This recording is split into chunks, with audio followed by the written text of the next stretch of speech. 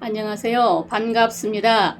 여러분, 이 말씀은 교회를 안 다니셔도 들으시면 영육간의 유익입니다. 10월 18일 주일 설교는 시편 119편 67절로 71절 말씀 보시겠습니다. 고난 당하기 전에는 내가 그릇 행하였더니 이제는 주의 말씀을 지키나이다. 주는 선하사 선을 행하시오니 주의 율례로 나를 가르치소서. 교만한 자들이 거짓을 지어 나를 치려 하였사오나 나는 전심으로 주의 법도를 지키리이다. 그들의 마음은 살쪄서 기름덩이 같으나 나는 주의 법을 즐거워 하나이다. 고난당한 것이 내게 유익이라. 이로 말미암아 내가 주의 율례들을 배우게 되었다이다. 아멘. 이 시간에는 71절의 말씀과 같이 고난당한 것이 내게 유익이라는 제목입니다. 영국의 시인 윌리엄 워즈워즈가 쓴 시 중에 황량하고 거친 산속에 살고 있는 새 한 마리가 어느 날 폭풍을 만났습니다. 그 새는 자기의 둥지를 떠나지 않기 위하여 있는 힘을 다해서 그 산을 향해 날아가려고 발버둥을 쳤습니다. 자기가 태어나 살고 있는 산을 떠나면 죽을 것만 같아서 안간 힘을 썼으나 그것은 허사였습니다.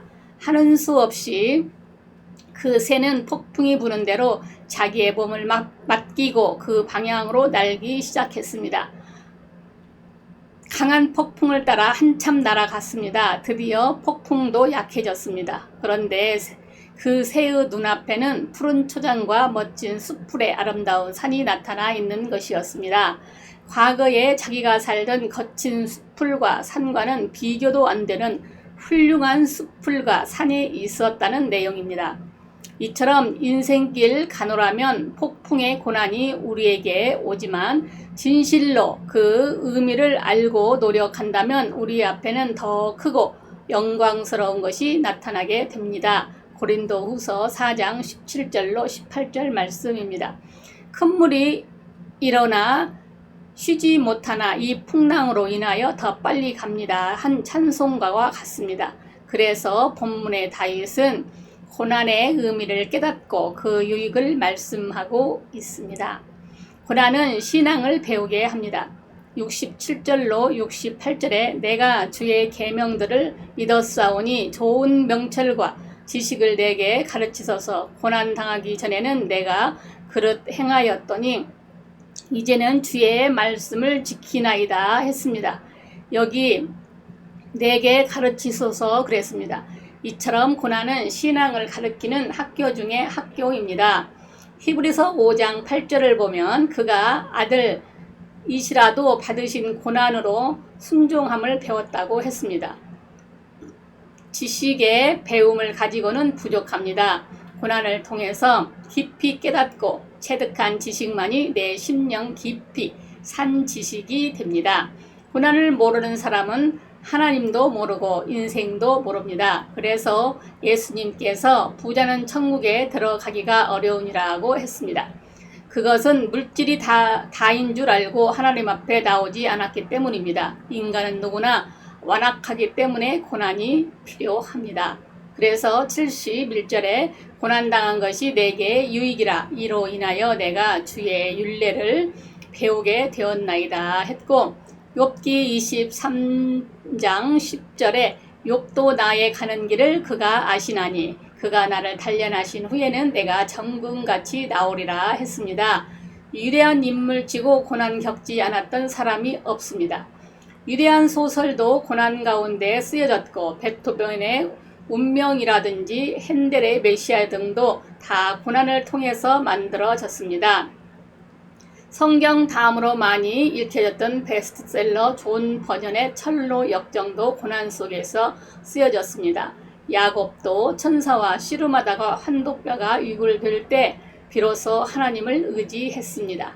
진주도 조개 속에 이물질이 들어갔을 때 이 이물질로 인해 쓰리고 상처날 때 만들어진 것입니다. 고난은 겸손을 배우게 합니다. 69절에 교만한 자들이 거짓을 지어 나를 치려하였사오나 나는 전심으로 주의 법도를 지키리이다. 아멘. 교만한 자의 대적이란 멸시를 가리킵니다. 사람을 멸시하며 달려가는 것은 두고도 볼 수 없는, 견딜 수 없는 고통입니다. 그러나 그때 다윗은 시험 들지 않도록 전심으로 주의 법도를 붙잡았습니다. 겸손이 다른 것이 아닙니다. 하나님의 말씀을 존중하고 그 말씀을 끝까지 붙들고 순종하는 것입니다. 그런데 교만한 자가 남이 아니라 자기일 수도 있습니다. 내 속에 교만한 마음이 나를 얼마나 실망시킵니까? 교만이 오면 반드시 징계가 따릅니다. 다른 죄는 하나님께서 두고 보시지만 교만죄는 즉각 낮추시고 벌하십니다. 그래서 교만한 생각이 들어오는 순간 즉시 그 은혜를 쏟아버립니다. 헤롯이 교만하다가 충이 먹어 죽었습니다. 우리 심령을 순식간에 뜯어먹어 버립니다. 이 고통을 당하면서 깨닫는 진리는 교만하면 나는 죽는다, 교만하면 나는 망한다는 것입니다. 우리가 어디에 이르렀든지 뭐가 된 것처럼 목에 힘을 주어서는 안 됩니다. 이것을 깨닫게 하는 것이 고난입니다. 바울에게도 가시가 있었습니다. 질병의 가시, 사람의 가시, 까칠한 사람이 자꾸 찔러댑니다. 이 가시는 교만을 방지하기 위한 장치였습니다. 하나님께서 귀히 쓰실수록 더 고난의 연단을 주십니다.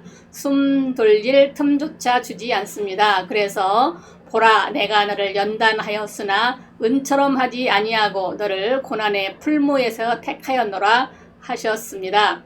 욥기 7장 17절로 18절에서 사람이 무엇이기에 주께서 그를 크게 만드사 그에게 마음을 두시고 아침마다 권징하시며 순간마다 단련하시나이까 했습니다. 그래서 사망은 내게 역사하고 생명은 여러분에게 역사하는 것입니다. 마치 풀무 속에서 불순물이 제거되고 순수한 것만 남게 되듯이 고난을 통해서 참 신자가 거듭나게 됩니다. 이처럼 고난 후 학교에서 배운 야곱이 참 신자가 되고 광야의 학교에서 배운 이스라엘이 가나안에 들어갔고 탕자가 고난 후 학교에서 비로소 아버지의 은혜를 깨달았습니다. 고난이 인생을 명품으로 만듭니다. 세계에서 가장 유명한 향수는 프랑스제 샤넬입니다. 그 유명한 향수도 병든 고래의 몸에서 짠 기름으로 원료로 만들어진다고 합니다. 우왕 청심환에서도 가장 유명한 우왕은 병든 소의 몸에서 만들어집니다. 세계에서 가장 공명 좋은 바이올린은 로키 산맥의 높고 깊은 계곡에서 자란 나무로 만든 바이올린이라고 합니다. 그래서 시인은 그의 시 119편 71절에서 고난당한 것이 내게 유익이라. 이로 인하여 내가 주의 윤례를 배우게 되었나이다 라고 고백을 합니다. 로마서 8장 18절에서 사도 바울은 생각건대 현재의 고난은 장차 우리에게 나타날 영광과 좋게 비교할 수 없다라고 했습니다. 고난은 열심을 배우게 합니다. 70절에 그들의 고난은 살쪄서 기름덩이 같으나 나는 주의 법을 즐거워하나이다 했습니다. 마음이 살쪄서 기름덩이 같다는 것은 아니라고 게으르다는 말입니다. 열심이 없다는 뜻입니다. 신앙의 가장 큰 적은 안일과 게으름입니다. 게으름과 안일이 자기 영혼을 죽입니다. 게을러서 기도하지 않으니 온갖 시험이 다가옵니다. 그래서 계시록 3장 16절에 내가 이같이 미지근하여 더웁지도 아니하고 차지도 아니하니 내 입에서 너를 토하여 내치리라 하시면서 그러므로 내가 열심을 내라 회개하라 하셨습니다. 그래서 이스라엘의 목장에서는 양들 사이에 염소를 한 마리씩 넣어 놓는답니다. 양은 정이 많아서 서로 뭉치면 눌러 죽는데 염소는 양들이 서로 사랑하는 꼴을 보지 못합니다. 그래서 그걸 보면 염소가 머리로 받아서 다 흩트러 놓는 것입니다.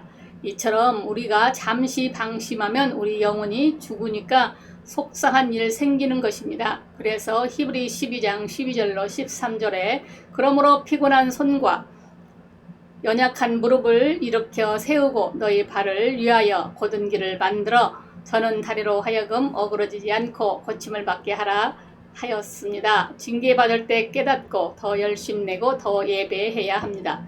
더 기도하고 사랑하고 전도해야 합니다. 열심히 순종하며 신앙생활을 하면 징계가 필요 없습니다. 존 번연의 철로 역정을 보면 고난의 언덕이 나옵니다. 이 고난의 언덕길은 아주 험하고 가파른데 그 길 좌우에는 가파르지 않고 평탄한 또 다른 길이 있었습니다. 즉 가파른 길은 고난의 길이요 곁길은 안일과 형식의 길입니다. 그러나 기독교는 곁길로 가지 않고 가파르지만 오직 자기 앞에 있는 바른 길로만 가다가 생명수를 만나고 쉴 수 있는 평안한 정자를 만났습니다. 우리가 주님을 믿는 것이 힘들고 어렵지만 열심히 신앙생활을 하면 생명의 날이 다가온다는 것입니다. 내 주를 가까이 하려 하면 십자가 짐 같은 고생이라. 내 일생 소원은 늘 찬송하면서 주께 더 나아가기를 원합니다. 한 찬송과 같이 신앙생활 힘들다고 요령 피우지 말고 고난을 각오하고 열심히 섬기십시다. 사랑하는 여러분, 고난은 변장된 축복입니다. 그러므로 고난이 있다고 낙심하지 마시기 바랍니다. 고난 당할 때 왜 우리가 고난이 있는지 그것을 깨닫지 못한다면 고난의 비싼 수업료가 아무 소용이 없습니다. 이스라엘 백성들이 광야에서 고난을 당했듯 고난은 인생을 배우고 신앙을 배우고 겸손을 배우고 열심을 배우는 학교입니다. 하나님 잘 섬기십시다. 그래서 우리 모두 그 은혜를 헛되이 받지 말고 더욱 참된 믿음을 배워 하나님께 기뻐하시는 온전한 사람이 다 되시기를 기도합니다. 감사합니다. 주님의 이름으로 사랑하고 축복합니다. 아멘.